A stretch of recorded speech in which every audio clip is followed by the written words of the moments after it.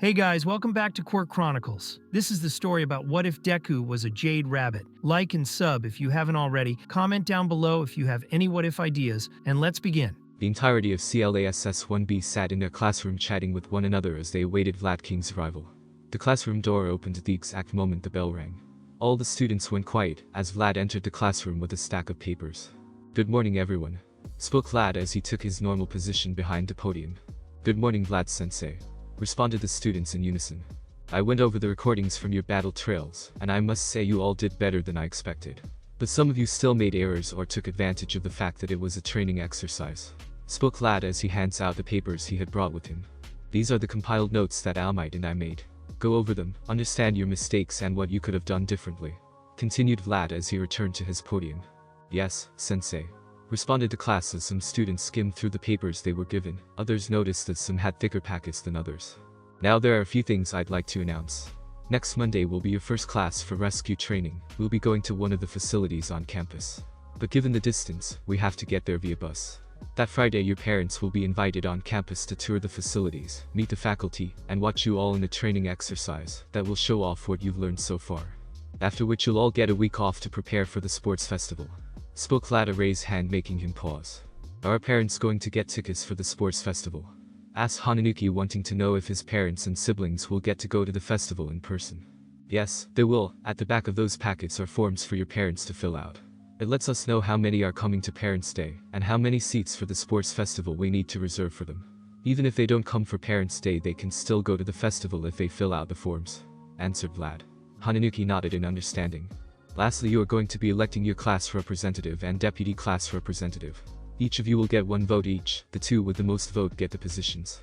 Take this seriously. Remember, these 2 will be in charge for the rest of the year," spoke Vlad as he handed out slips of paper. Vlad expected the voting to last longer than it actually did. He quickly discovered the reason as he counted the votes. A good chunk of the class had simply voted for themselves. Once finished, Vlad brought the winners up to the front of the classroom. "So with 6 votes your class representative is Midday, and with 5 votes your class's deputy representative is Kendo," announced Vlad, gesturing to the 2 students that were now standing at the front of the class. Izuku was obviously unsure and nervous at being chosen for the position, while Kendo tried to keep a neutral face, but it was clear she was concerned about Midday. "Who the hell voted for the rabbit? Why would anyone vote for him?" Fukuwaro agitated that Midday had won the position. "Yeah, you won," Izuku spoke Pony in English as she happily pumping her fist in the air. "Cutie," thought Izuku, his nervousness momentarily forgotten by Pony's adorable display of support. "Congress class rep," commented Kami as she plays with some of her hair. "Whatever, as long as he doesn't screw up too bad. I don't care," spoke Kamakiri, resting his chin on his hand. "Come on, he'll do fine. He clearly has skill if the battle trail is anything to go by," spoke Hananuki, pointing out Midday's achievement from the day before. "Why, you'll both do great," encouraged Komori so quietly that the only reason Kendo and Izuku heard her is because she was seated in the front row. "I agree. United they will be quite the effective team. Conducting their assigned duties should prove a simple task," spoke Yanagi, fully believing in the pair. "Indeed, Sir Midoriya and Miss Kendo will work well together," added Jiroda, nodding in agreement. The bell rang, signaling that homeroom had ended and the next class, Modern Hero Art, would begin shortly. "Alright, you're free to go. Izuku and Kendo, you 2 still have to appoint a class secretary and a treasurer.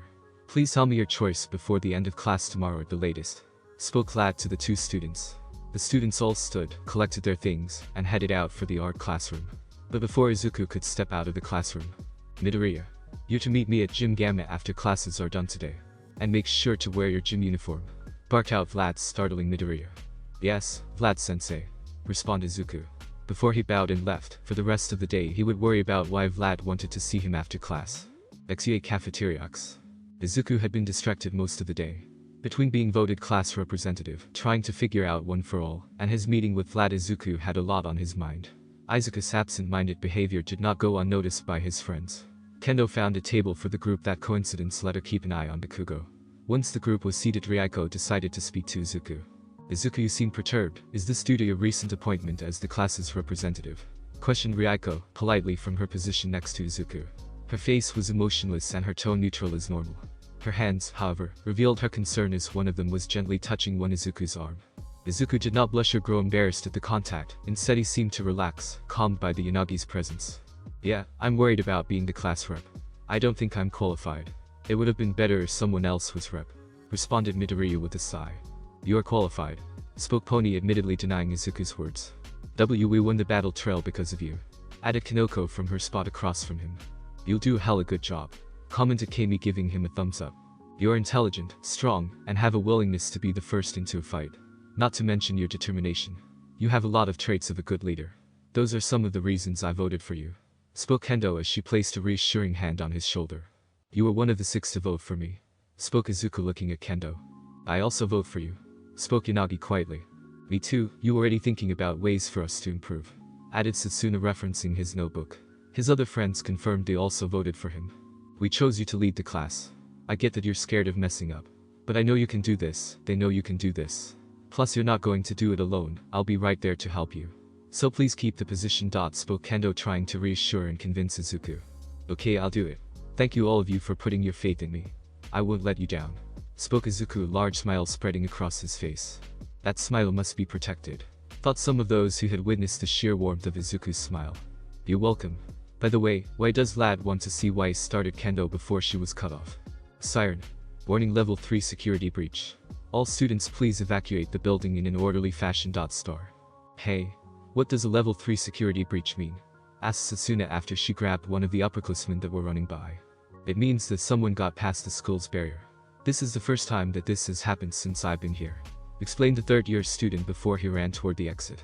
Izuku and his friends were almost immediately separated as a wave of students all tried to get to the exit, all of them pushing and shoving as they panicked. Izuku and Kinoko ended up shoved into one of the windows. Izuku braced himself against the windowsill and placed himself between Kinoko and the other students. Kinoko was facing out the window. Are you okay? Started Izuku, but he was interrupted when another person was suddenly pressed into Izuku's back. Hey, guys. I didn't think this would be how we got closer, spoke Setsuna, despite her joke. She was, in fact, hiding a large blush on her face. Izuku lost focus when he felt a distinct feeling of a pair of soft masses pressing into him. Due to this, Izuku stopped bracing himself, which, with the crowd's continued shoving, forced the 3 teens to press into each other. Kinoko was pressed up against the window, and Izuku was sandwiched between the 2 girls, his crotch pressed against Kinoko's ass. Now, being a healthy young man who is currently going through his hormone-filled puberty, Izuku's body decided to react accordingly. In other words, it decided to do the most awkward thing possible that it could do at that moment, despite Izuku using every trick he could think of to prevent it from happening. It took Kinoko a few moments to process the position she was in, and it took longer for her to realize exactly what was pressing into her. This situation, understandable, caused the 2 shy teens to turn bright red. In an effort to distract herself, Kinoko looked outside and spotted the cause of the panic. She looked over her shoulder, meeting Izuku's eyes. Izuku, it's the media. They broke through the front gate, informed Kinoko, her face still flush. Her words snapped Izuku out of his embarrassment. It only took a moment for him to come up with a solution. Setsuna, detach your head, spoke Izuku. Setsuna did what was asked and floated her now detached head into Izuku's field of vision. What do you need, Prez? Asked Setsuna as she resisted the urge to make a dirty comment about their position. I need you to find Kendo. Tell her it's just the media, there's no danger. Tell her to clap using her core to get everyone's attention so she can calm them down, spoke Izuku, explaining his instructions. Alright, I'm on it, spoke Setsuna as her head floated up above the crowd to find the Kendo. Not even 2 minutes after, something akin to a thunderclap reverberated through the hall. Everyone went quiet and the students stopped shoving and pushing. Listen up. Everything's okay. It's just the media outside. There's absolutely nothing to worry about. Now please exit the building in an orderly fashion, yelled Kendo. Her words calming the crowd started to carefully and calmly exit the hall. As the students filtered out, Izuku was able to back away from Kinoko. Thankfully, Izuku's uniform hid his erection. Kinoko was relieved that the situation was over, but a small part of herself missed the feeling of Izuku pressing against her. His big Kinoko mentally slapped herself, preventing her mind from continuing on its train of thought. She glanced at Izuku with a massive blush on her face. Thank you for the help, Setsuna, spoke Izuku with gratitude and a bow. Setsuna's head reconnected with the rest of her body. No problem. By the way, how did you like the twins? Spoke Setsuna, whispering the last part into his ear. Midoriya quickly deduced what she was talking about, reminded of the position he was in moments ago. Izuku went beat red. Setsuna cackled loudly as the 3 made their way out of the cafe to meet up with the rest of their class. Exua Jim Gamax. The situation with the media lasted longer than Izuku expected it to. This was due to the teachers having to patrol the school to ensure no other unauthorized personnel were on campus. After which the day had gone by as normal. Once classes had resumed, Izuku and Kendo had asked for volunteers to fill the class secretary and class treasurer positions. The vote had to be held as a result of the number of students that volunteered. The vote went by quickly and the positions were filled. The class was all set for the first student council meeting tomorrow. After classes finished, Izuku said goodbye to his friends and made his way to Gym Gamma in his gym uniform. Gym Gamma was a simply rectangular build with a concrete floor, reinforced walls, and a high ceiling with large windows that allowed natural light into the building. When Izuku entered the building, he spotted Vlad Sensei over by a screen built into one of the walls. The hero turned to face him as he entered. "Ah, you're here, great. Let's get started," spoke Vlad, pulling out a remote while Izuku approached. Sensei. Exactly why did you want to see me?" asked Izuku, a little nervous. He had done something wrong. "I brought you to see this," started Vlad as he pushed a button. The screen lit up and started to play video recordings of the entrance exam, the assessment, and the battle trial, more specifically the instances that Izuku used his quirk. "I reviewed the recordings from your entrance exam, your assessment, and your battle trial. I went over the footage with a fine-tooth comb, and I noticed something strange, but had to talk to Recover Girl to confirm my suspicions," spoke Vlad as he gestured to the screen. Izuku understood his teacher's unspoken request for him to try and find what he did. Izuku concentrated on the footage of himself trying to decipher what was amiss. But despite Izuku's intelligence and his ability to analyze others, when it came to himself, Izuku struggled to be objective. He watched the footage on repeat, but all he could focus on the negative aspects of whatever he did. His mind flashed with the words of those who had bullied him for most of his life, no voice louder than that of Bakugo, every insult like a dagger stabbing into what little confidence he had.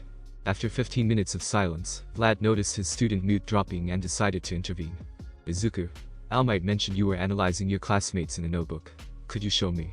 requested Vlad, snapping Izuku out of his downward spiraling thoughts. "Yes, sir," responded Izuku as he pulled out his notebook and handed it to his teacher. Vlad paused the footage as he opened the notebook. Where did he get that from? He doesn't have his skull bag, thought Vlad as he skimmed through the entries of different students and teachers. He was impressed by the detailed notes. He then found the entry on himself with a stretch and several blocks of text. "This is scary, accurate, unsettling, so. What's this?" thought Vlad as something particular grabbed his interest. This would be depending on exactly how much control Vlad King has over his blood. But if he has control over not just his red blood cell but also his plasma, then he could potentially create monomolecular blades using his quirk, which could be useful not just in combat, but also for breaching and rescue operations. Read Vlad, thoroughly flabbergasted that he had never thought of this. "I'll have to try this next time I train," thought Vlad. "This is very impressive. Being able to analyze others like this shows a sharp mind. A skill like this must be properly sharpened. I'm sure Principal Nezu will be very interested in helping," proposed Vlad, not knowing the terror he would unleash later in life. Izuku broke out into such a bright, joy-filled smile that Vlad was worried he'd get a tan. "I didn't notice any entry on your own quirk. Have you tried to analyze your quirk after it awakened?" asked Vlad as he returned the book to Izuku. "No, I haven't," responded Izuku, lowering his head. "That's fine, you can start now. I'll give you a hint. Focus on your clothes," spoke Vlad.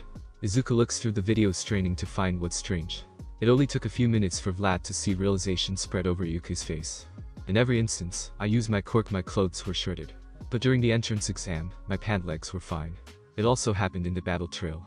My gloves got shredded but not my shoes," exclaims Izuku excitedly. "Exactly. I found it strange when I first noticed it. So I talked to Recovery Girl. She mentioned that the injuries to your legs were less severe. Now why do you think that is?" spoke Vlad, wanting Izuku to figure it out on his own. Izuku places a hand on his chin and descended into mutters. "Is it because I spread out my power?" asked Izuku after coming to a possible explanation. "That is the conclusion I came to," spoke Vlad with a nod of affirmation. "But how do I spread it over my whole body without hurting myself?" spoke Izuku, asking himself just as much as he was asking Vlad. "Tell me, how do you normally visualize your quirk?" asked Vlad, rubbing his chin. "Well, I picture an egg in a microwave, and I try not to let it explode," replied Izuku, embarrassed at his silly visual. Vlad resisted the urge to fassip him, and instead called on his many years of experience in teaching to come up with a solution. "Alright, sit down. I want you to close your eyes," began Vlad as he and Izuku sat down.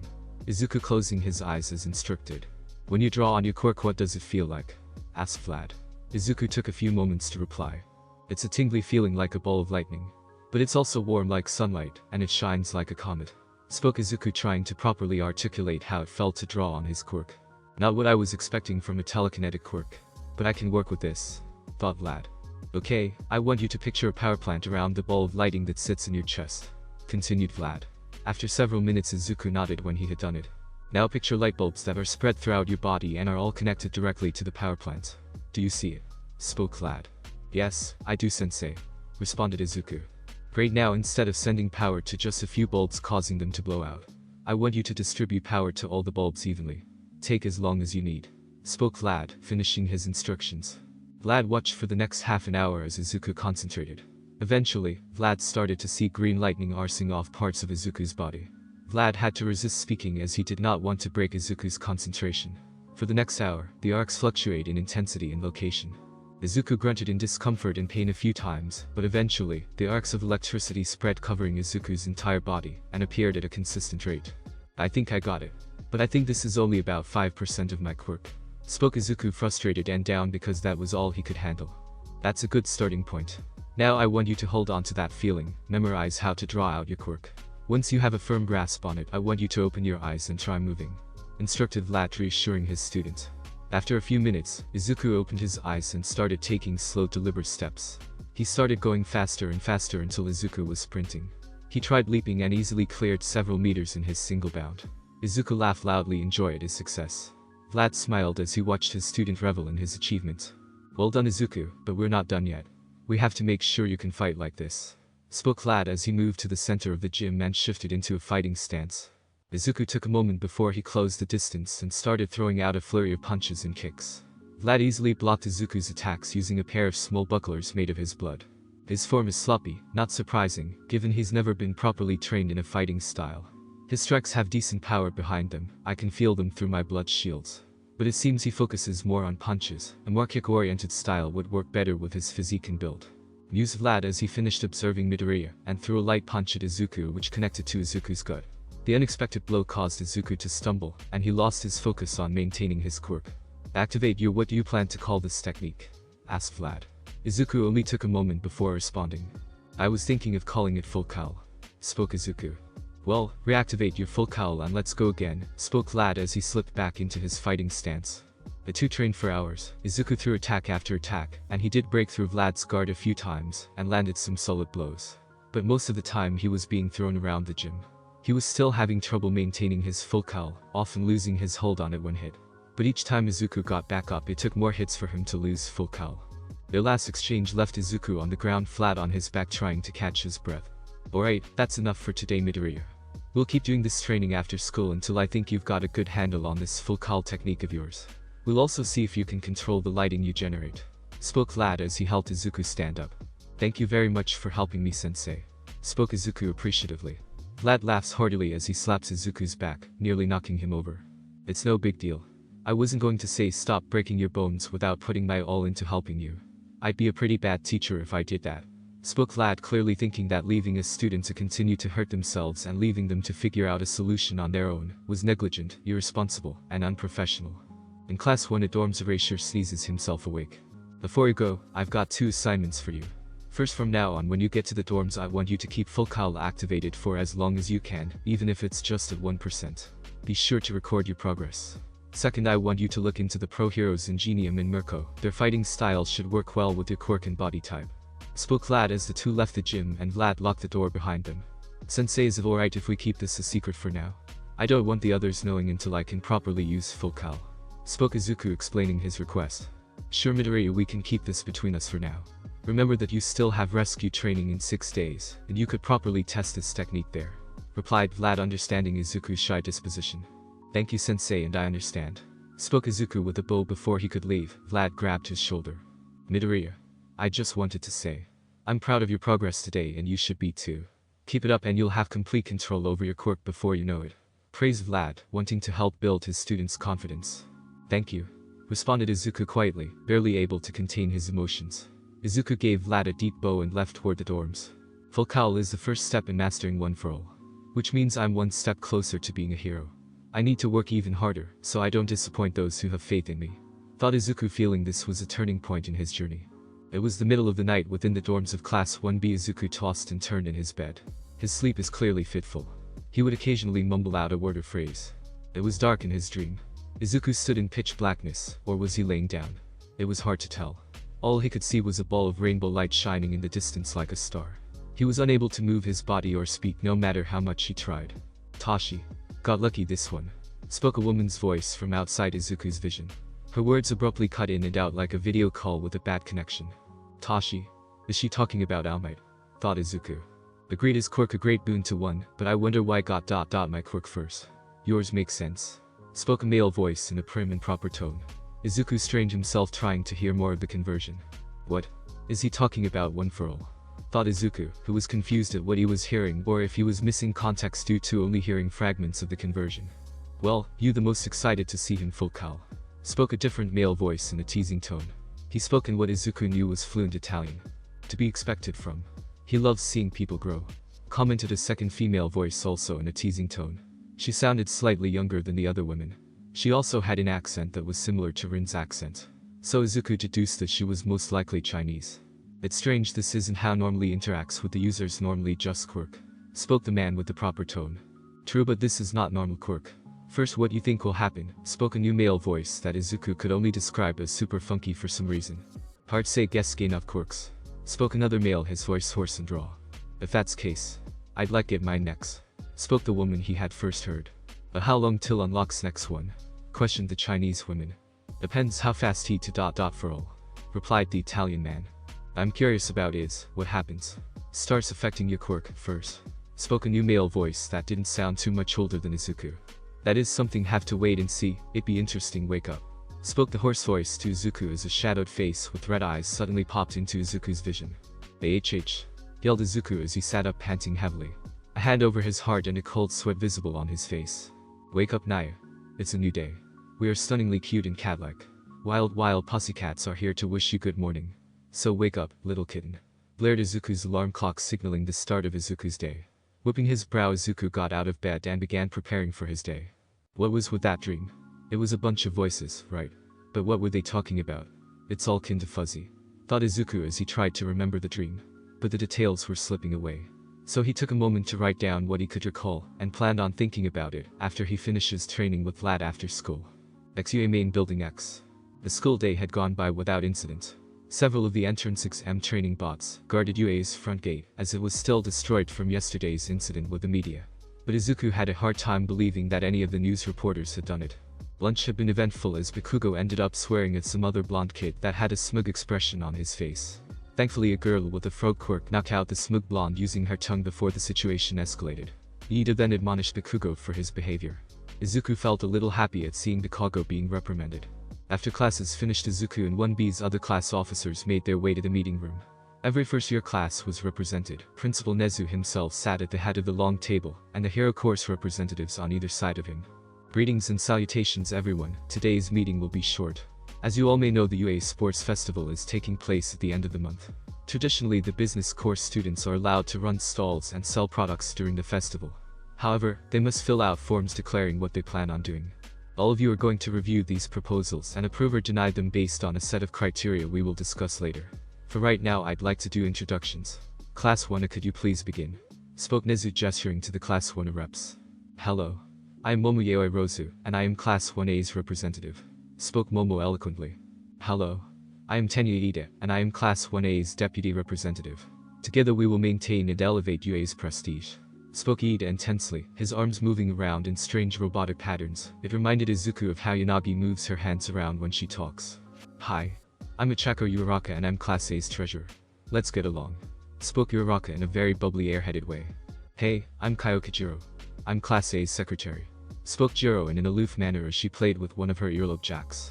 Izuku as normal went to pull out his notebook so he could make an entry about Kyoka's quirk. But Kendo used one of her hands to prevent him from getting his notebook out. She guessed that if he did start to analyze Jiro, he'd descend into intense muttering. Hello. I'm Izuku Midoriya. I'm Class B's class representative. Spoke Izuku with a slight stutter after realizing he was next. Hello, I'm Mitsuka Kendo, Class B's deputy representative. Spoke Kendo confidently. Yo, I'm Class B's treasurer, named Satsuna Tokichi. Nice to meet ya. Spoke Satsuna with a toothy grin and a peace sign. Hi, I'm Pony Tsunatori, I'm secretary of 1B, sorry if I say wrong things, still learning Japanese.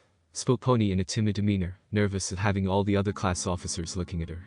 Her actions reminded Izuku that he should offer her help with her Japanese when they finished the meeting. I'm Chikuchi Tajik, the class rep for the general studies course. Let's work well together.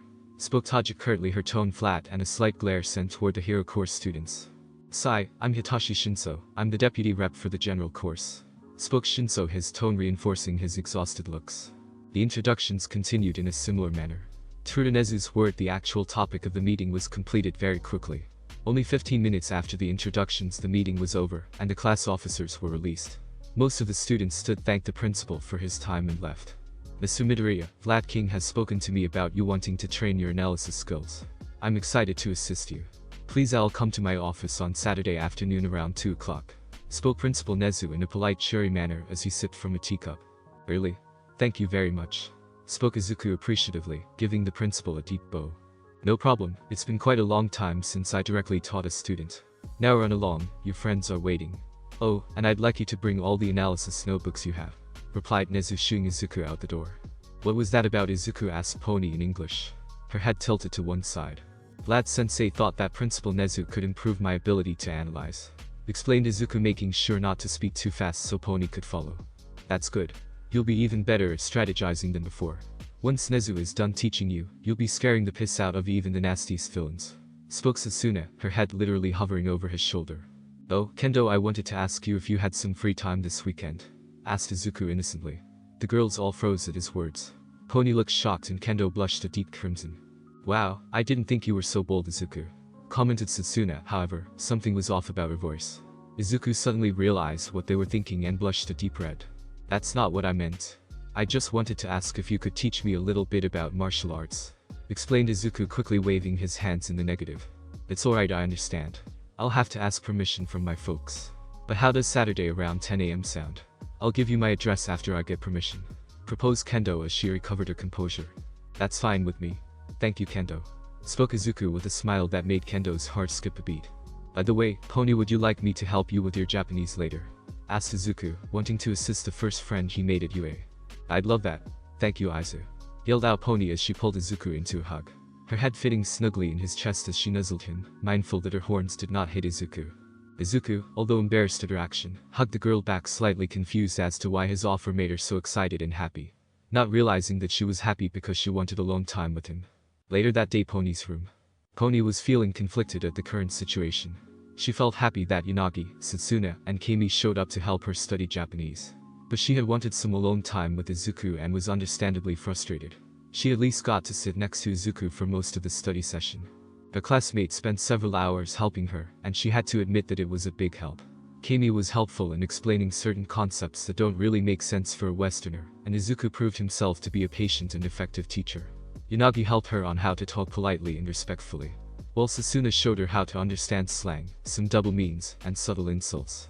She was by no means anywhere near fluent. It will take a lot more time and effort to learn, but she'll likely make fewer mistakes in the future. The teens were all seated around a small table, except for Kami, who was sitting at Pony's desk chair. Alright, it's been fun, but I'm gonna head out, spoke Sasuna as she stretched her arms above her head, purposely allowing her pajama top to rise up, showing off her stomach. She smirked as she saw how Izuku was looking away with a blush on his face. She stood and moved for the door.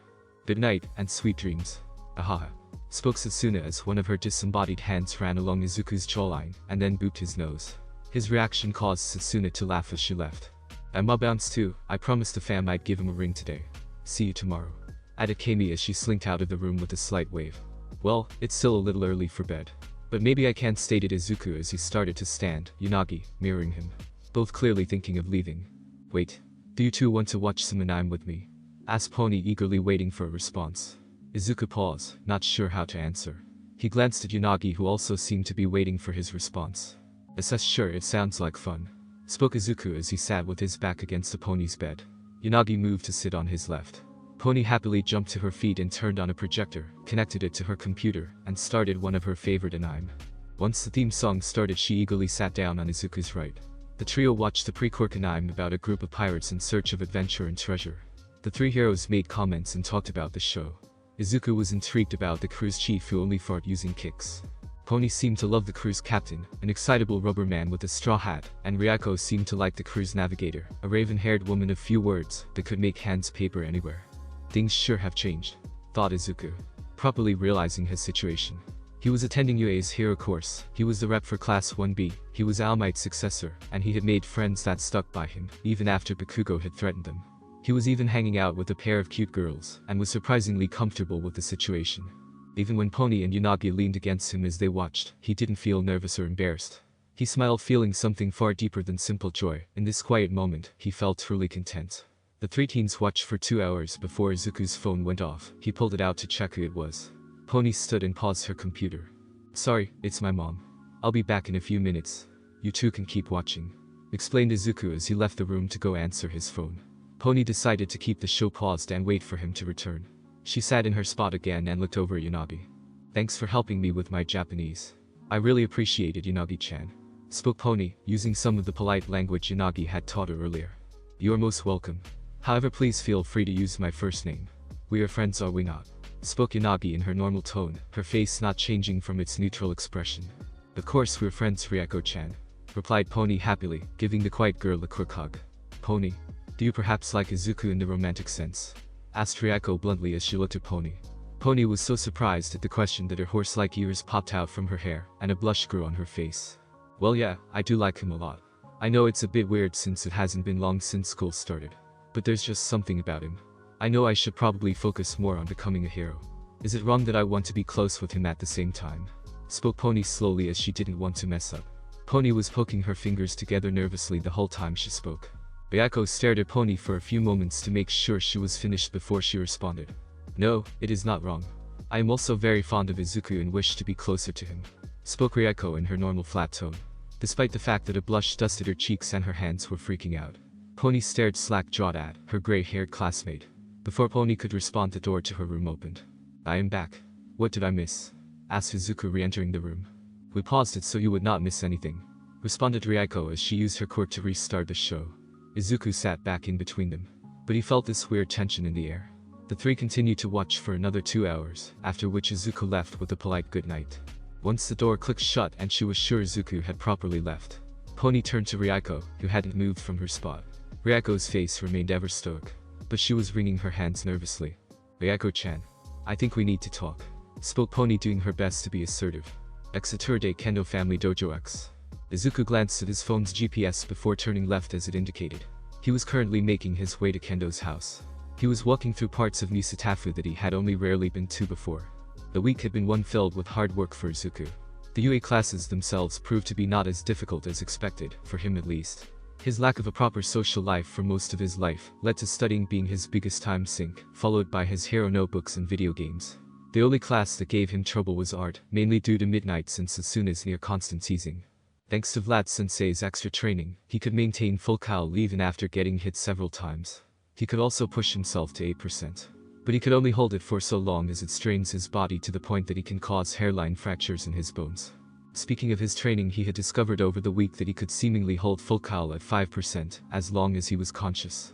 He theorized this was because 5% didn't put much of a dent in the vast amounts of energy stockpiled within one for all. He wasn't sure how long he could potentially hold 100%. The longest length of time All Might had ever done hero work was after a devastating earthquake where he was active for 48 hours straight. But he could talk to All Might about that later. He needed to focus on his training. He had training with Vlad basically all day tomorrow. He was really looking forward to working on his lig. "You have reached your destination," spoke the robotic voice of his phone, interrupting Izuku's thoughts. Izuku looked at the large Japanese-style building in front of him.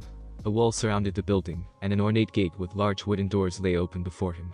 A sign hanging above the gate marking the building as the Kendo Family Dojo. Izuku made his way to the front door. But before he could even knock, the door slid open, revealing a large man in jeans and a polo shirt. The man stood head and shoulders taller than Izuku. His hair was cut short and was a deep brown in color. The man sized up Izuku for a moment before speaking. "The dojo is not open today. If you want to sign up, come back on Monday with the parents," spoke the man in a flat but polite manner. He started to slide the door closed. Wait. I'm here to see Kendo-chan. She was going to help me today," explained Izuku before the door was closed all the way. The door slid back open rapidly, and the man took a few steps toward Izuku and loomed over the hero in training. "And what exactly do you plan on doing with my daughter?" spoke Kendo's father in an intimidating fashion. Izuku's nervousness tripled, which only made the father's eyes narrow at him. Before Izuku could respond to the question, an enlarged hand smacked the man upside the head. The man bent over and rubbed the back of his head. "Quit scaring him.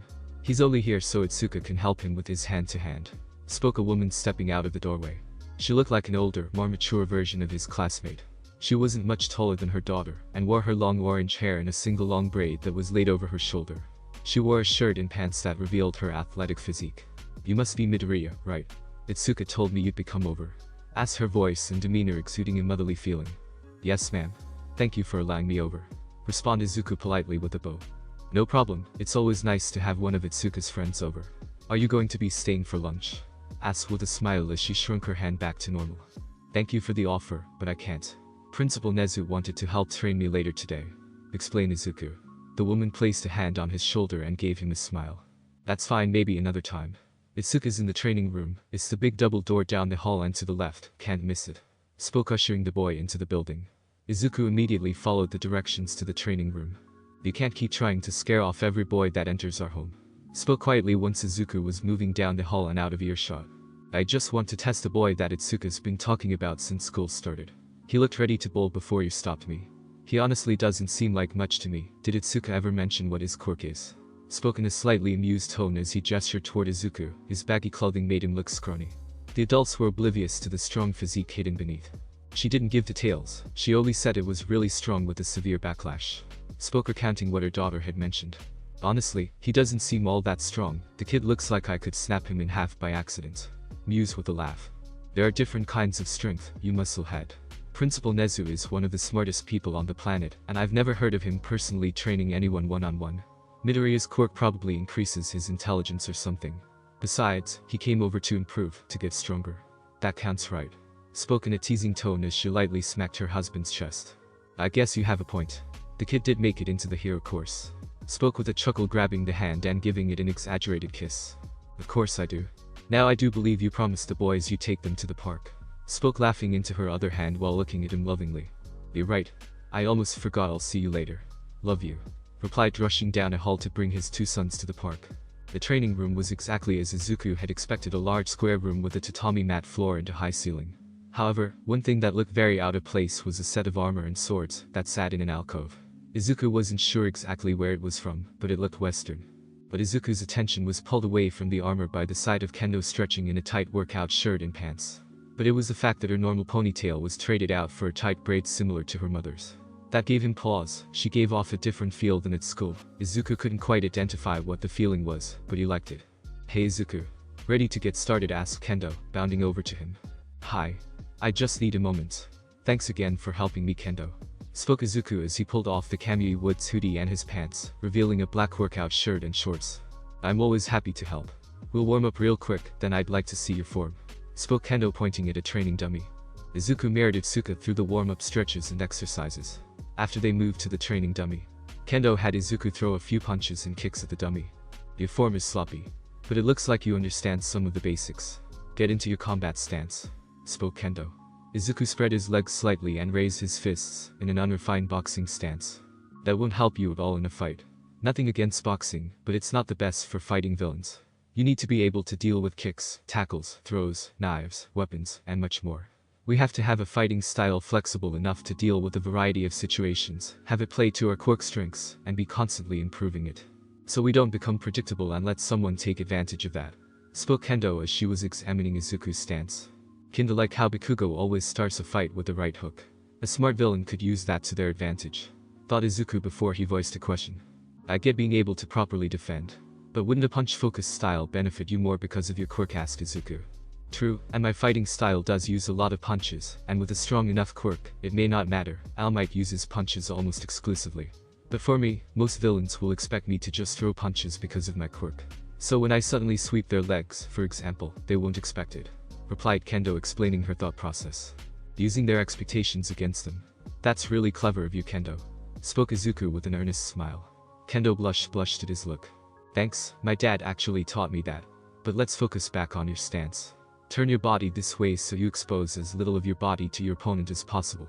Place your feet like this. It allows you to dodge quicker and helps you prevent getting hit in the balls," spoke Kendo, adjusting his body so he took a more effective stance.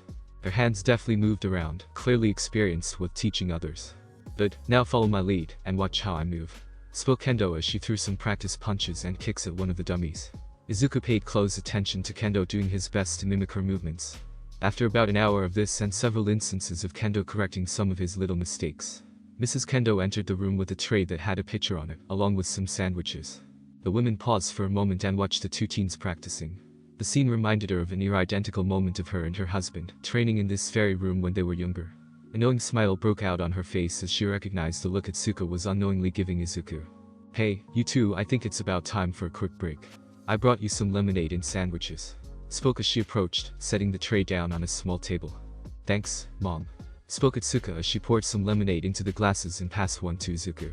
"Thank you very much," spoke Izuku, kindly taking one of the sandwiches. "You're welcome. Just let me know if you two need anything," responded as she moved to leave but stopped short by the door. "By the way, Midoriya, I'm a little curious, what is your quirk?" Atsuka never gave us much detail. Asked. Izuku took a moment to swallow the food in his mouth before responding.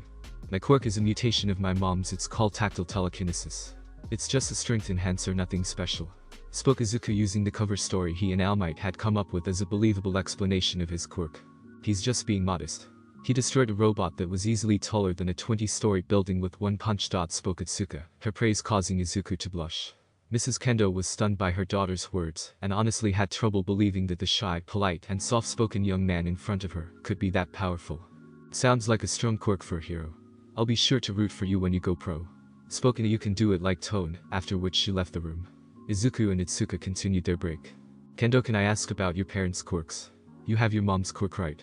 asked Izuku. His excitement for analyzing quirks showed itself as he pulled out a notebook from nowhere, which greatly confused Kendo as to where he was carrying it. "My mom can increase the size of her hands, but it's only her hands. My dad's quirk lets him increase his base strength by 10 times. My quirk is actually a fusion of their quirks. My strength scales with the size of my hands. But I do have a max size that I can't exceed, and I can't really make my feet or other body parts bigger." Answered Atsuka, activating her quirk to its maximum size to demonstrate. "Alright, break over next, I'll show you how to properly throw an opponent." Spoke Kendo, shrinking her hand back down and moving to the center of the room. "Okay," responded Izuku, bounding over to Atsuka, eager to continue the training. The two kept training until it was 1 p.m., leaving Izuku an hour to get back to UA, take a shower, get changed, and still have some time before his training with Principal Nezu. "Thank you for helping me and for inviting me over, Kendo, and thank you for allowing me over," spoke Izuku, bowing to the mother and daughter. "You're welcome.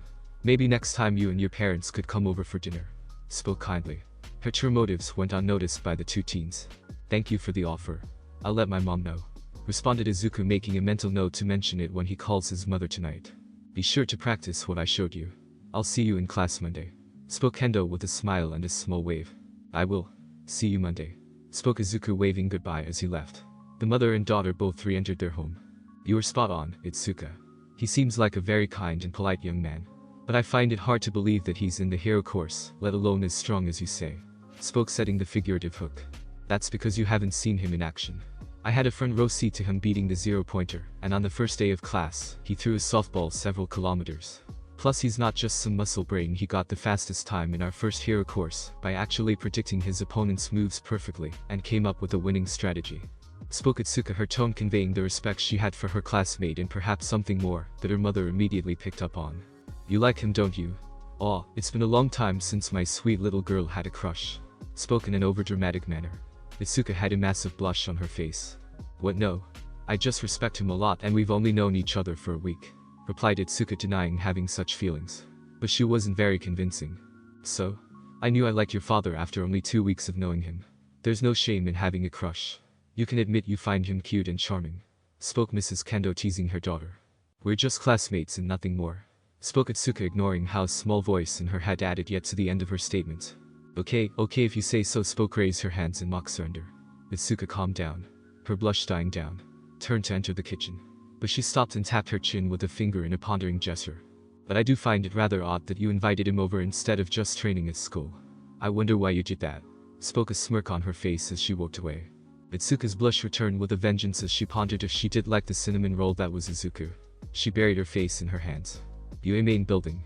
Izuku quickly returned to the dorms, took a quick shower, and changed into fresh clothes. Then Izuku caught up on the local hero news for the next 20 minutes. After which he gathered all his hero analysis notebooks and eagerly made his way to the principal's office, pondering exactly how the principal was planning on training him. The door to the Nezu's office opened before he could even knock. "Please come in," spoke Nezu. Izuku practically bounced into the room. Principal Nezu was seated behind his large wood desk, a cup of tea in hand. "Thank you again for agreeing to train me," spoke Izuku with a deep bow. You seem very excited and it's my pleasure to help teach you, responded Nezu with a chuckle. Yeah, I'm excited to see what kind of training you have in store for me. I've been thinking about it for the last few days, spoke Izuku honestly, rubbing the back of his head. Oh well, what did you come up with? Asked Nezu, putting his cup down. Well, I thought it would be logic puzzles, reading books on tactics, analyzing people, or a fake crime scene to analyze. Maybe even chess or go. Things along those lines mainly, spoke Izuku. Nezu nodded in approval. You are correct, those are some of the things I will be using to train you. But today will be something special, spoke Nezu, praised Izuku as he got off his chair and moved to a bookshelf that had a chess set with pieces already on it. Nezu moved some of the pieces, and after a moment a beep was heard along with the sound of something unlocking. The entire bookshelf then sunk into the wall and then moved to one side. Come along, spoke Nezu, entering the secret room. Izuku quickly moved to follow the principal. Inside was a large room that had sealed glass cases with books and miniatures in them. The most prominent feature was a large high-tech looking table that had seating for multiple people. Wow, this is so cool. What is all this stuff? Asked Izuku as he looked at a beautiful model of a man named Carl wielding a warhammer atop a massive griffin. This is my brother's collection. He collects models, tabletop role-playing games, and other things from the pre-Quirk era. Those models are from a Kriegsper-like game. Most of these models are not made anymore, explained Nezu, slipping into German for a moment. That means most of this stuff is at least a couple 100 years old, thought Izuku before he picked up a particular part of that statement. Wait, Principal Nezu, did you just say you have a brother? Spoke Izuku, wondering if he had heard wrong. Yes, I did. His name is Andy, and he was one of the test subjects in the lab I was made in. I was created in part using his DNA along with several other people. He was the first person there to accept me as a sentient being. The first thing he ever said to me was, well, they made you using my DNA, and I'm too young to be a dad, so you're my brother now, spoke Nezu with a chuckle as he recalled a memory. How old was he? Asked Izuku, curious about the situation. He was around your age when I met him. They were experimenting on him and others for their quirks. Not because they were particularly strong, just to see what they could do with quirks, spoke Nezu, his anger slipping into his tone as his grip tightens on his cup. But enough about that topic. You'll meet him sooner or later. He is the vice principal. But he is currently working to get more funding and staff so we can expand the hero course, and he is laying the groundwork to get more international students into UA, explained Nezu. Izuku's eyes widened in understanding. Wow, that sounds like he wants to make UA more on par with the other top international hero schools, spoke Izuku. Recalled how most of the other top hero schools had hero courses in the triple digits, more international students, and a lot more specialized classes on offer. That is exactly what he's doing. It's been taking him longer than we anticipated, which is why Midnight has been extra mischievous as of late. But he'll be back before midterms are here. Now let's get to training. We will be playing a little wargame, so while I read through those notebooks of yours, I want you to read through the rules, spoke Nezu as he pulled a tablet off a table, brought up something, and then handed it to Izuku. Izuku gave Nezu his hero notebooks. The two sat down on opposite sides of the high-tech table. Izuku started to mutter as he read, and Nezu calmly sipped his tea as he read through the notebooks. Hours ticked by and Nezu was on notebook number 7, which was written when Izuku was about 8 years old. He found an entry mentioning how All Might was appearing less in public, and had several theories on why. The younger Izuku had guessed that was All Might was injured, but disregarded it, since All Might was never reported to have had an injury.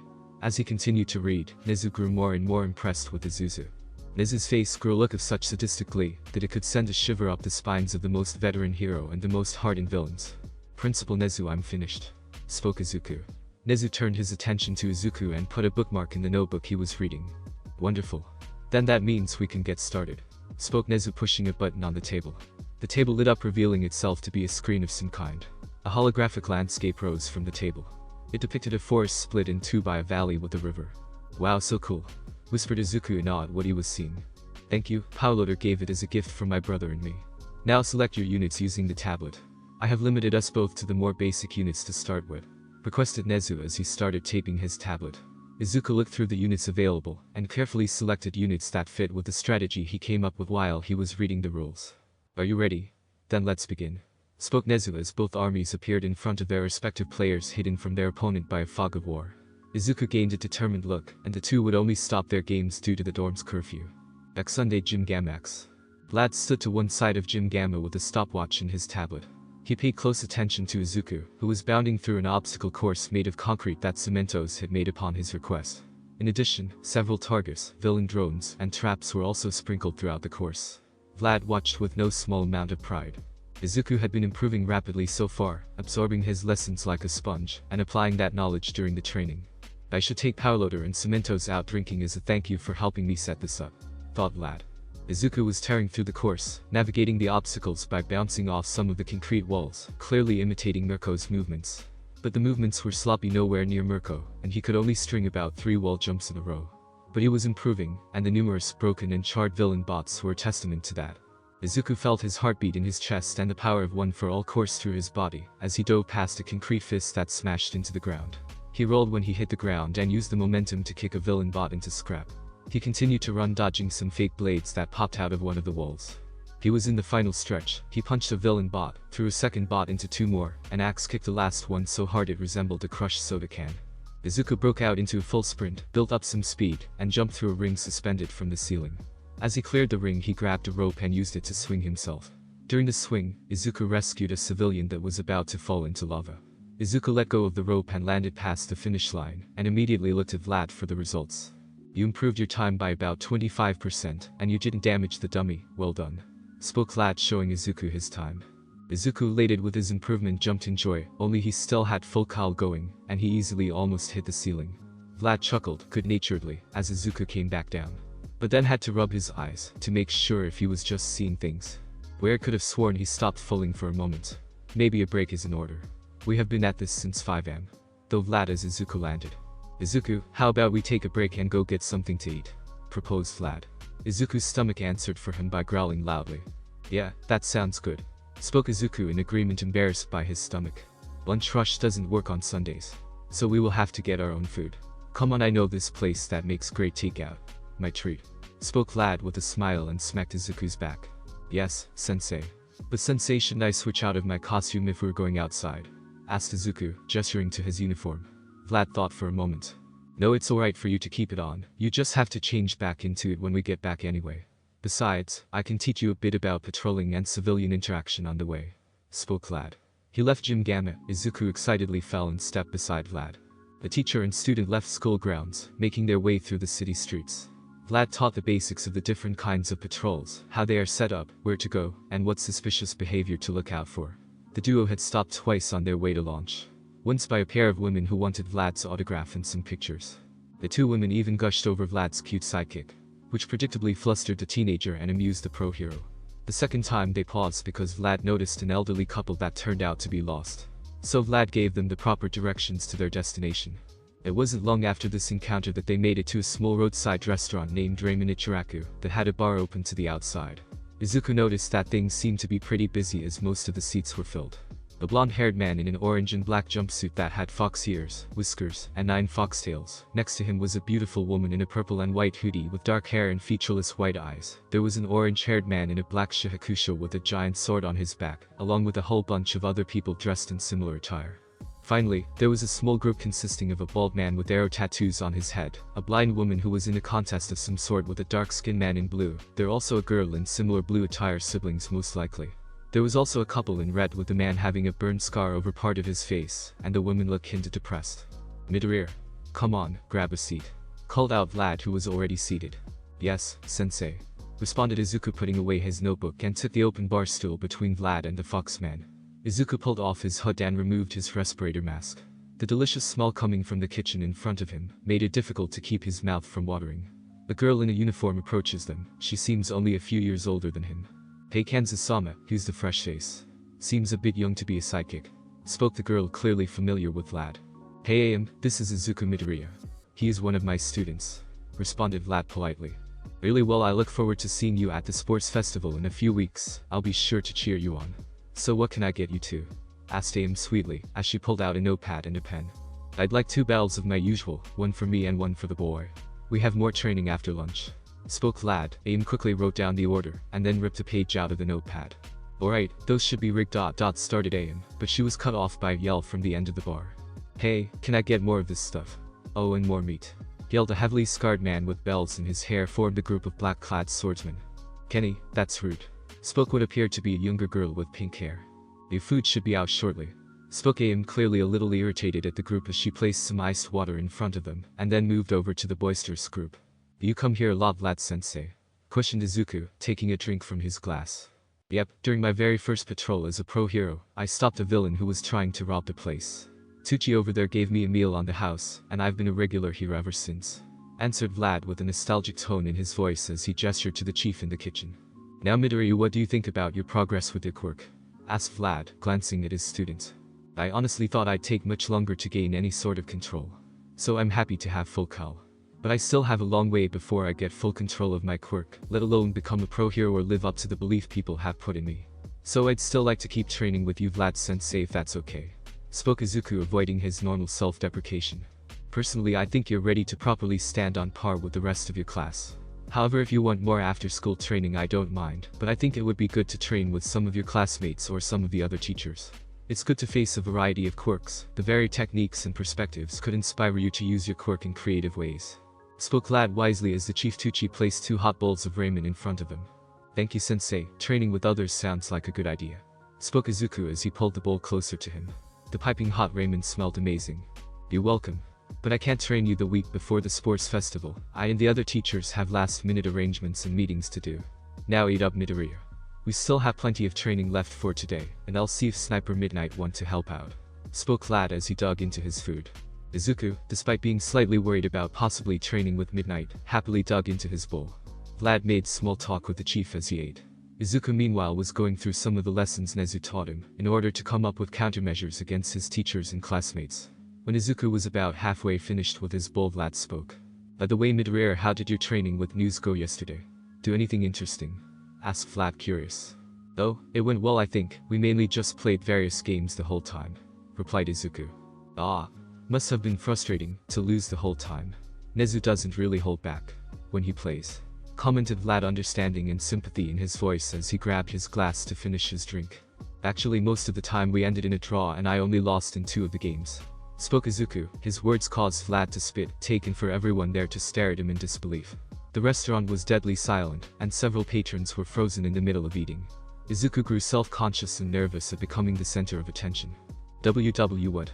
Questioned, Izuku, looking around the room utterly confused at the reaction. Class 1B Monday morning. The entirety of Class 1B eagerly waited for the Hero 101 class to begin. The class was abuzz with conversion, talking about their weekends, and exactly what the rescue training would consist of. So Izuku, how was your date with Kendo on Saturday? Teased Sasuna, her words making Izuku nervous and Kendo irritated, but embarrassed as she may have a little crush on Izuku. The date? Squeaked out Kanoko in shock. Don't listen to her. She's just trying to mess with Izuku. He just came to my family's dojo for some hand-to-hand combat training, explained Kendo, throwing Sasuna a light glare. You're no fun, replied Sasuna cheekily, sticking her tongue out at Kendo. Kanoko was internally relieved that Izuku didn't go on a date with Kendo. Before the conversion could continue, Vlad entered the room. Good afternoon. As I mentioned last week, you have rescue training today. Almite, 13, and I will be your 3 instructors for this training. What you wear in this exercise is up to you. But I recommend you wear your costumes, because if you find that they hinder your abilities, best find out now so you can have them altered. Now everyone gets changed. I'll meet you on the bus. Spoke Vlad. Yes, Vlad Sensei, spoke the classes one. Most moved to grab their costumes. Outside in front of the bus, Izuku quickly changed into his hero costume and met up with Kendo beside the bus. Hey, Izuku, looks like we're the first to be ready. I already checked the bus. It's one of those open layout ones, so we don't need to organize the class. Spoke Kendo diligently. Oh, thanks, Kendo. Are you excited about the training? Asked Izuku. Yeah, I'm looking forward to seeing how well my quirk works in rescue scenarios. I don't just want to be a hero that punches villains. Spoke Kendo, a little self-conscious. I think you'll do great. You have an attitude that is commanding yet kind. That will make calming down panicking civilians easier for you, commented Izuku. His compliment caused Kendo to look away, trying to hide the light blush on her cheeks. Hey, the rest of the class seems to be here. We should get them on the bus. Spoke Kendo hastily as she moved toward their classmates, a slightly confused Izuku following her. Class 1B all filed into the bus and took seats. Izuku sat in one of the 8 seats near the front of the bus that faced one another. Pony, Yanagi, and Tetsu all sat on his side, and across from them were Kendo, Yui, Tageru, and Jiroda. The rest of the class was seated in the back of the bus, and Vlad himself was driving the bus.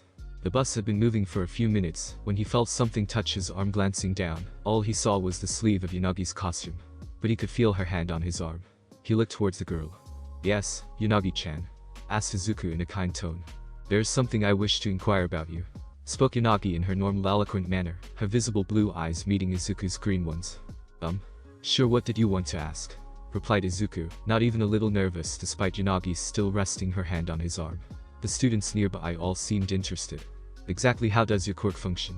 For it bears a resemblance to All Might's own, in my opinion. Asked Yanagi. Izuku kept his best poker face, but internally he was freaking out trying to remember the details of the cover story. Wait, hold on Yanagi, you're forgetting that Izuku hasn't had his quirk for very long, he's probably still getting a feel for it. Besides, All Might doesn't hurt himself with his quirk, that makes a huge difference. Spoke Tetsu interrupting Yanagi. Your statement does ring true. Replied Yanagi, her tone still monotone. But still I bet it's cool to have a simple augmenting type quirk, you can do a lot of flashy stuff with it. My steel is pretty strong and can destroy bad guys in a fight. But it doesn't look all that impressive. Spoke Tetsu as he activated his quirk causing his skin to turn to steel. Ah, no way, I think it's really awesome looking. You're definitely pro-martial with a quirk like that. Spoke Izuku earnestly. You really think so? Seems like it'd be easier to be a popular hero if I had something flashy. My quirk can only go so far since it has a set hardness. Plus I can suffer from iron fatigue if I hold it for too long. So improving myself is going to be difficult. Replied Tetsu resolve in his words. Izuku pulled out his notebook. Well, if your body absorbs iron faster than a normal human, you could potentially carry custom high concentrated iron supplements in case you need them in the field. Also, if you learn the right combination of martial arts, you could improve your effectiveness in close combat. Also, you could potentially thicken the steel on certain areas of your body, thus making you more durable. But that could limit mobility from the added weight. But what about, spoke Izuku as he descended into full-blown muttering. Those are nice ideas, but should we stop him? Spoke Tageru as everyone looked at their class rep muttering away. Do you have something to help me, Izuku? Asked Pony. There was a slight delay before Izuku addressed the question. Pony looked at his notebook as he shifted to an entry on her. There was a sketch of her in her hero costume along with notes and annotations. A possible improvement to Pony's costume that will let her fly much easier would be to add loops to her costume, so she can put a pair of horns through them, allowing for more stable flight. Spoke Izuku as he made alterations to the sketch. Pony was excited, wishing she could have altered her costume before this class. Cool. Do Yanagi next. Spoke Juzo. Yangi should carry some small objects to use her quirk, such as ball bearings to use as weapons. Depending on the maximum range of her quirk, she could carry some micro cameras for reconnaissance and surveillance. Explained Izuku as he was still not really paying attention and muttering away. Alright, that's enough. Spoke Kendo, stopping anyone else from asking another question. Yanagi gently squeezed Izuku's arm, breaking him out of his muttering. Izuku grew very embarrassed after he realized his actions, but the look she gave him and another reassuring squeeze calmed him down. We're here. Called out Vlad, drawing the class's attention as the bus slowed to a stop. The class all shuffled out of the bus. Waiting for them in front of the massive dome was the pro heroine 13. Hello everyone. I've been waiting for you. Greeted 13 as she stood before the class in her white spacesuit-like costume. Despite having already met the space-themed heroine during orientation, the students were still excited by her presence. Come on, I can't wait to show you what's inside. Spoke 13, gesturing to the front door. She led them inside, and the whole class looked out in awe of the facility before them. Holy crap, it looks like an amusement park. Spoke Tetsu. Vlad was amused by seeing his students' reactions to the USJ. A shipwreck, a landslide, a fire, a hurricane, act. I created this training facility to prepare you for different types of disasters. I call it the unexpected simulation joint. But you can call it USJ. Explained 13, striking a dramatic pose at the end. Fucking adorable. Thought Vlad at 13's antics as he noted that they were missing someone. Hey, 13 should now might be here already. Asked Vlad as he approached 13. He did too much hero work on the way to school this morning, and used up all his power. He's resting in the teacher's lounge. Answered 13 quietly so the students while holding up 3 fingers. Well, it can't be helped. We can handle the class with just the 2 of us. Let's get started. Spoke Vlad, getting the students' attention. Excellent. Before we begin, let me just say one thing, maybe 2 things, possibly 3, 4, or 5. Spoke 13, beginning to ramble and second guesses her statements. 13, I think they get it. Spoke Vlad. Listen carefully, I'm sure you're aware that I have a powerful quirk, it's called Black Hole. I can use it to suck up anything and turn it into dust. Spoke 13 in a very serious manner. Yeah, you've used your black hole to save a lot of people from disasters. Added Izuku, unable to help himself from nerding out a little. That's true, but my quirk could also very easily be used to kill. Some of you also have powers that could be dangerous. Please don't forget that if you lose focus or make the wrong move, your powers can be deadly. Even if you're trying to do something virtuous like rescue, to Vlad's assessment, you all have a solid idea of your quirk's potential, and All Might's combat training, you experience how dangerous your quirks can be when used against other people. Carry those lessons over to this class. Today you're going to learn how to use your quirks to save people's lives. You wouldn't be using your quirks to attack enemies or each other, only to help. After all, that's what being a hero is all about, ensuring the safety of others. That's all I have to say. Thank you so much for listening. Spoke 13, ending her speech with a bow. The students all applied 13's speech. Alright everyone, now that's done, we can. Started Vlad before the lights all around the facility went out. The hairs on the back of Vlad's neck stood on end, and his instincts were ringing like alarm bells. Vlad's head snapped toward the central plaza of the USJ, where he saw a dark purple mass with eyes grow, and a man with disembodied hands step out of the swirling mass, followed by more and more villains, and a giant bird man with an exposed brain. Everyone stay together and don't move, yelled Vlad as his body tensed. Has the training started? Questioned Awais, taking a step forward to get a better look. Stay back. This is real. Those are villains. Spoke Vlad as blood flowed out of his gauntlets. It floated through the air ready to harden at a moment's notice. The only heroes I see are Vlad King and 13. Perplexing, according to the schedule I retrieved, All Might should be here. Spoke the Miss Villain. Bastards used the media last week as a distraction. Growled out Vlad as the mass of villains marched closer. Where is he? I went to all the trouble of setting up this raid party to deal with All Might, the symbol of peace. I can't believe he's not here. Maybe if we kill a few brats, that will trigger the boss, spoke the hand villain, glaring hatefully at the heroes. Senpai, the alarms aren't going off. Spoke 13, clearly a little distraught. One of them must be jamming our sensors, and they're most likely blocking our regular communications. They chose this isolated location. They are organized and prepared. Point 13, get the students out of here, and alert the main campus. I'll cover your escape. Spoke Vlad with authority. But Vlad Sensei, there are so many of them. I know you specialize in group fights like this. But can you really handle this many villains alone? Asked Izuku, worried about his teacher. Don't worry, I'll just have to push past my limits and go plus ultra. 13, I'll leave it to you. Spoke Vlad as the blood around his gauntlets hardened into a pair of warhammers. Vlad leaped off the top of the stairs and hit the ground running, closing the distance between him and the villains. Shooting squat forward, yelled the villain as he and 4 more villains moved closer to Vlad and unleashed a swarm of projectiles at the pro hero. Vlad created a blood shield that hit his whole body. The shield easily weathered the storm of bullets, knives, and other such missiles intended to murder him. The villains, panicking at the ineffectiveness of their attacks, doubled their efforts in the desperate hope of overwhelming Vlad's defenses.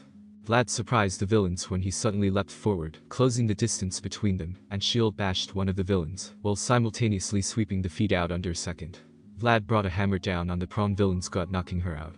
He grabbed the villain stunned by his shield bash, and threw him into 2 of the other villains, before elbowing another villain that was sneaking up behind him in the face. Shifting his shield to another hammer, he brought both down, each hitting a villain's face in the heap.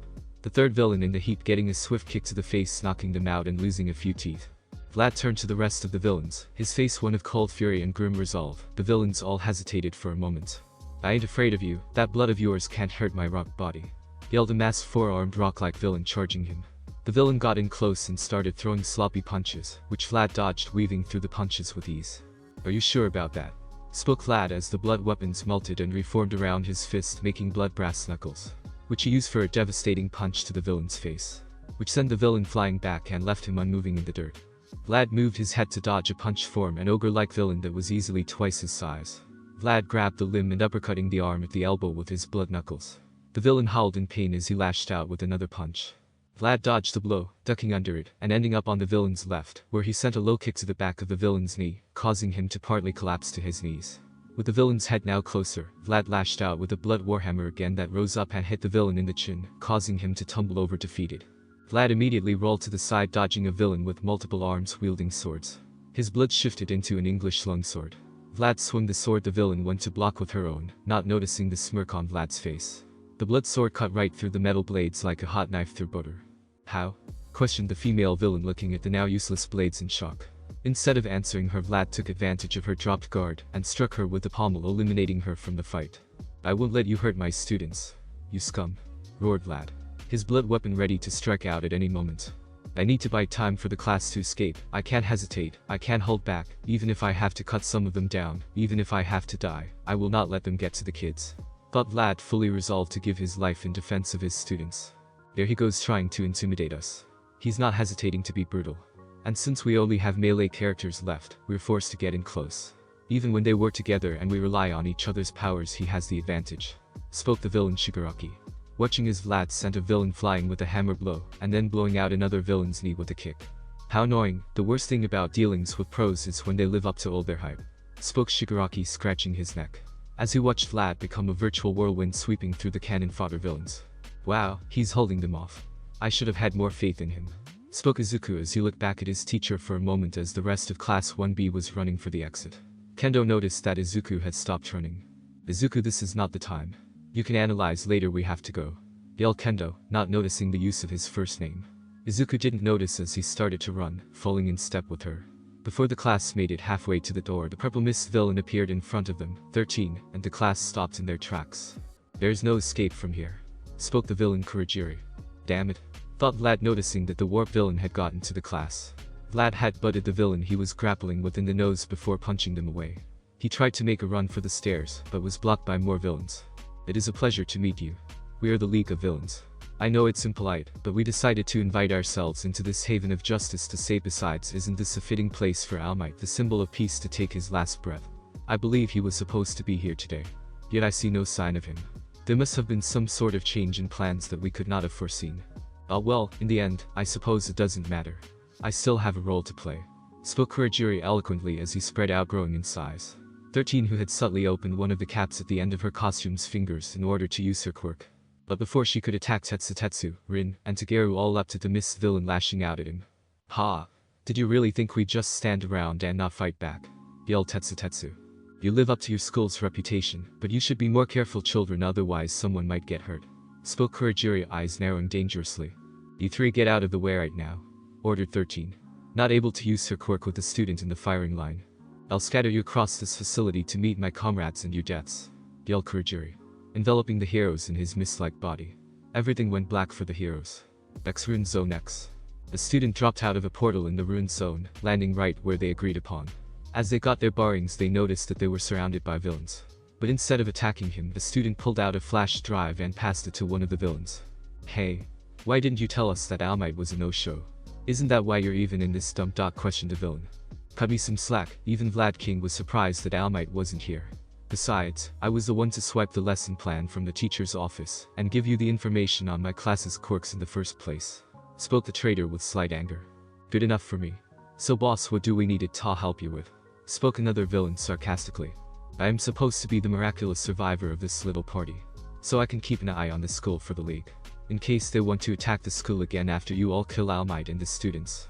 It is a shame though some of those hero one-ups would look nice naked at my feet, explained the traitor flatly, a demented smile as they imagined themselves on a throne, some of their classmates, collared, naked, submissive, and of course, serving them sexually. Hurry it up, kid. I still want to play with some of those little heroes. Maybe even keep a cute one for myself, spoke a female villain with spider-like features as she licked her lips with an unnaturally long tongue. Here's a tip, then check the downpour zone. You should find a green-haired kid, pretty meek, and his quirk breaks him. Personally, he's the kind that annoys me the most, so be sure to have fun, spoke the traitor with an evil chuckle as they pull out their phone to show a picture of Izuku in his hero costume. Oh, this little rabbit looks delectable. I can't wait to taste him, spoke the spider villainess, hungrily and sadistically. Alright, now I just need you all to rough me up, enough to convince the heroes. Then I'll find a decent hiding place till the heroes show up. Got it, explained the traitor's smirk on their lips. Got it, responded the villains. Ever since the entrance exam, Kanoko had been thinking of him, having daydreams about him. At first, they were rather innocent, being heroes side by side, innocent dates, going to cosplay events together, and things of that nature.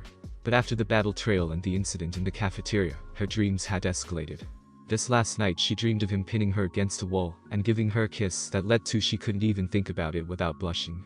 Due to this she was having trouble even looking at Izuku today. She chose to sit away from him on the bus, only sneaking glances at him in his hero costume, which was very cute in her opinion. Despite her embarrassment, she was very excited about the training, and hoped that she'd be paired up with Izuku for the rescue training. Overall it looked like it would be a great Monday for Kanoko. But then the villains showed up and everything started falling apart. She was terrified when the villains had first appeared. She knew that as a hero she'd have to fight villains eventually, but this was too soon, she wasn't ready for this. When the Miss Villain Kurajiri cut off their escape and declared their goal was to kill All Might, her heart dropped into her stomach. Then the villain suddenly grew in size, moving to envelop the class. She tried to make her way to Izuku, but everything went black just before she could reach him. That is what led her to her current situation, falling rapidly toward the water of the flood zone. She screamed in panic as she fell. But she was able to compose herself enough to take a deep breath and closed her eyes just before she hit the water. When she opened her eyes, she immediately looked around and spotted a villain with a harpoon gun for an arm. "Sorry kid. Nothing personal.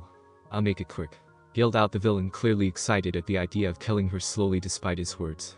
The villain shot 4 spears at her. She did try to avoid the attack, but her costume was hindering her movements in the water. Suddenly a pair of arms wrapped around her and pulled her up out of the water. Kanoko felt a sharp pain in one of her legs. She took a breath as soon as she was above water, filling her lungs with oxygen. "Don't worry. I got you," spoke a waterlogged pony. The American was balanced precariously on a pair of her horns. Kanoko looked down toward the pain in her leg, only to see one of the harpoons logged in one of her calves. Kanoko was in shock as she watched blood slowly start to leak out of the wound. Pony flew as fast as she could, heading for the ship in the center of the flood zone. Several villains broke the surface to attack them.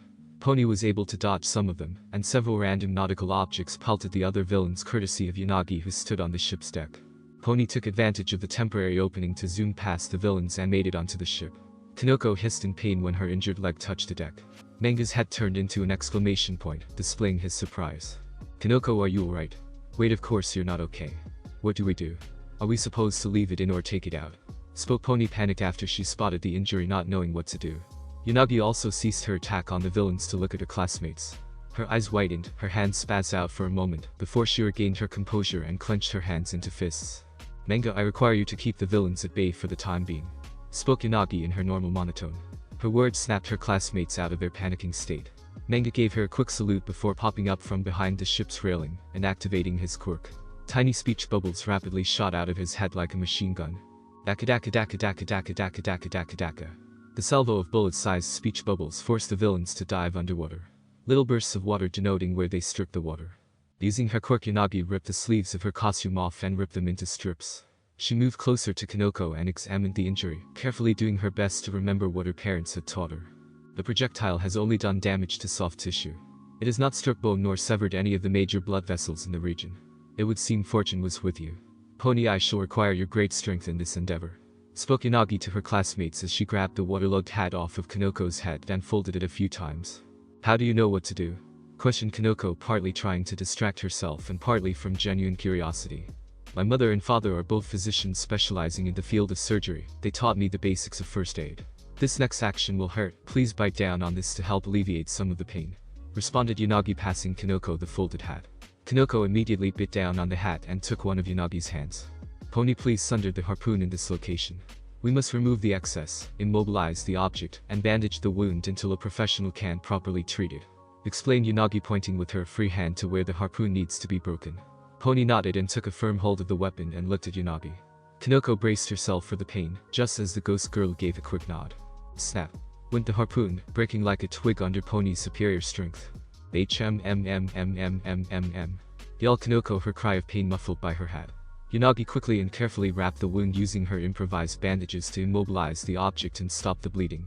The mushroom girl gave another muffled cry of pain and squeezed Yanagi's hands tight. "Okay, that should prove sufficient for the time being," spoke Yanagi as she checked to make sure the bandages were properly applied. She turned to check on how Manga was doing. Manga dove away from the railing just as numerous projectiles flew through the air right where he was standing and embedded into the wall behind him. A shadow fell over them as a giant hand constricted of water rose above the ship. The teen scrambled out of the way as the hand crushed part of the ship, causing it to start to sink. "Ha, it'll only take a few minutes for the ship to sink. Once they're in the water, they're doomed," yelled out one of the villains as he directed his fellow villains. "How we going to leave here?" questioned Pony, her Japanese coming out weird due to her nervousness at the situation. "If you can carry Manga and then I may carry Kanoko using my quirk. But we must incapacitate those degenerates in the water before we make our attempt to withdraw," spoke Yanagi as the 4-1B students all brainstormed for possible solutions. "Manga, can you make electricity with your quirk?" asked Kanoko. Manga nodded his head, which was now shaped like a thunderbolt, but then shifted into an Hercules, articulating that he needed time. "Okay, Ryako and I will buy you time then," spoke Pony with determination as she launched some of her horns and made them float around her, ready to attack the villains. Yanagi gave a nod to Pony as she lifted numerous objects to hurl at the villains. The two heroines waited for the right moment, then both popped up and shot their own projectiles back at the villains. Yanagi caught some of the villains' projectiles and shot them back at the villains, while Pony used a swarm of her horns to beat up any villain dumb enough to stay above water for too long, turning the fight into a deadly game of whack-a-mole. They kept this up for long enough for Manga to unleash a massive speech bubble. ZZZZZZZ, A, P, P, P, P, P, P, P, P. The speech bubble was shaped like a lightning bolt and was at least as long as the boat they stood on. The moment the speech bubble touched the water, the whole flood zone lit up as electricity coursed through the water. The villains cried out as they were electrocuted. After the light died down, the hero students watched as a lot of the villains floated to the surface, groaning in pain. "Let's go," spoke Pony in English, grabbing both Manga and Ryako, not wanting to wait for the villains to recover. The American girl hopped onto a pair of her horns and started to carefully fly upward. Ryako used her own cord to grab hold of Kinoko, causing her to fly close by. The small group made a beeline for the shore, as none of them wanted to get back in the water. After they landed, they quickly ducked into some of the bushes and trees nearby. Unagi helped Kinoko walk while Pony lends the way, using her enhanced horse-like hearing to stay alert of any threats, and Manga making sure no one snuck up behind them. They came to a small break in the foliage and saw the plaza. The SJ Central Plaza. The unconscious bodies of numerous villains were strewn about the plaza.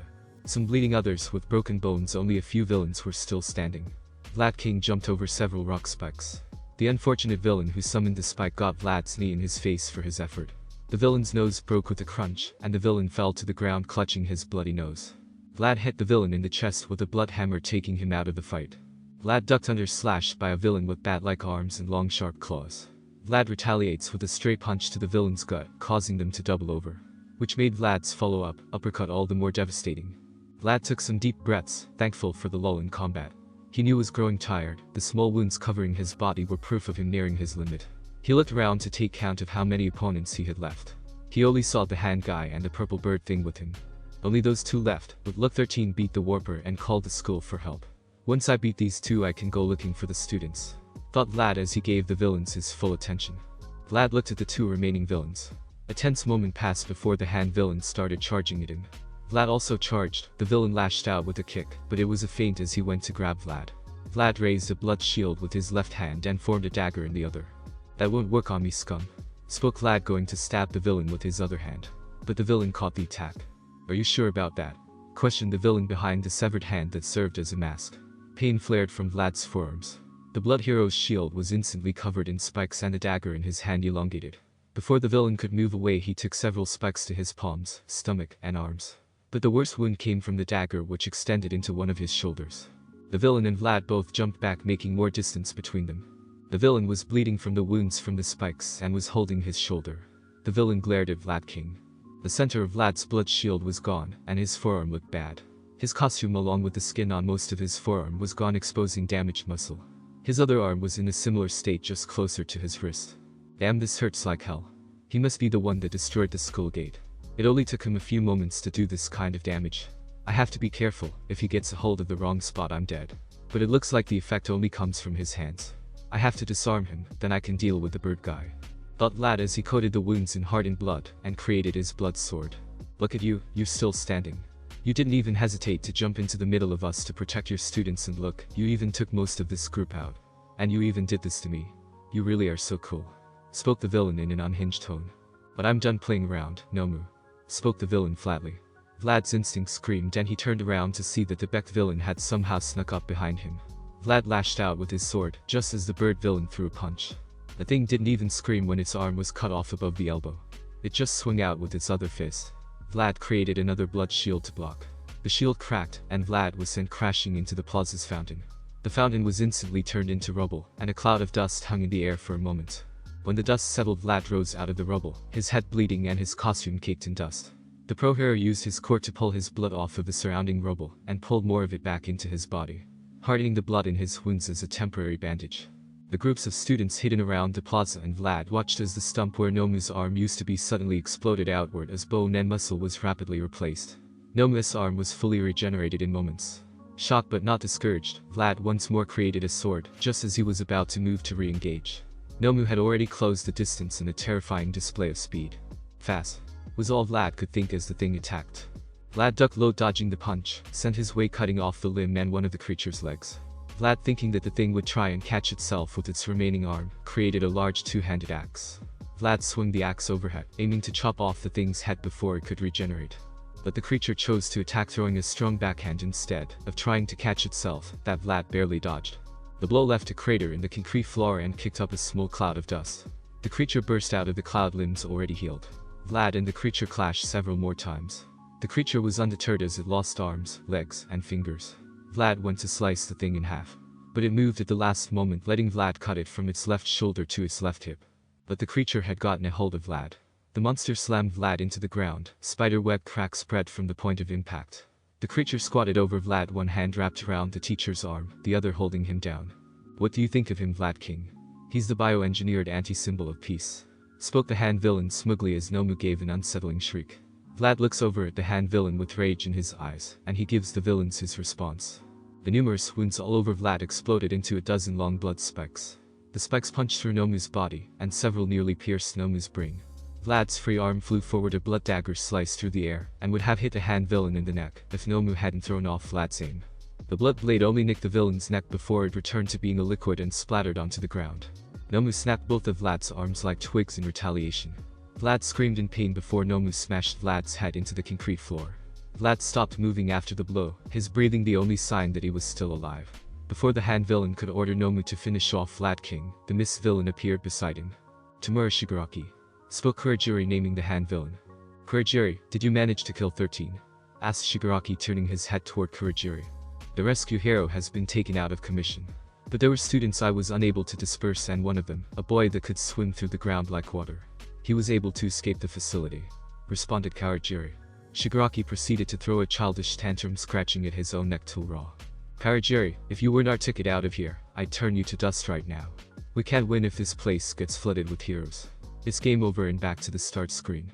Let's go home. But before we leave, we should wreck the symbol of peace's pride," spoke Shigaraki as he turned and looked right at Pony, Yanagi, and Kanoko with murder in his eyes.